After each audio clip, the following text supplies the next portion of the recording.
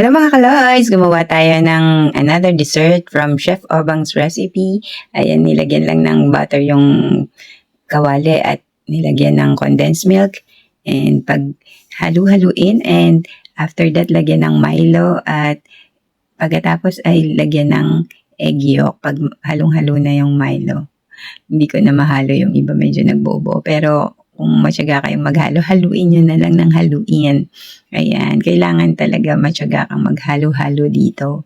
At pag kumulo na at maganda na yung consistency, patayin nyo na ang apoy. Kailangan guys, patay yung apoy ha, bago nyo ilagay itong crushed graham para hindi naman siya masunog. Kasi pag nilagay nyo ng may apoy yan, baka tumigas ng gusto yung parang yema kasi yung mixture na ginawa natin dito.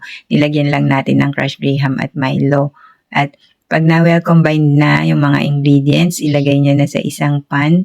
Pero ito, bago nyo lagyan sa isang pan para hindi dumikit, nilagyan ko muna ng plastic. At nilagay ko nga yan sa mini tub.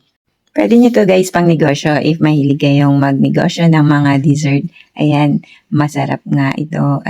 Although medyo matamis siya, kaya hindi siya pwede sa mga may diabetic siguro, no? Pero kung gusto nyo kahit one slice lang, pwede naman. Ayan nga. At pinapatag ko sa aking anak. Ginamitan namin ng plastic kasi medyo dumidikit pa siya dahil hindi pa medyo set. Pag na-set na overnight, okay na siya at pwede nang kainin. Ayun lang guys. Bye for now. See you on our next mini vlog. Bye!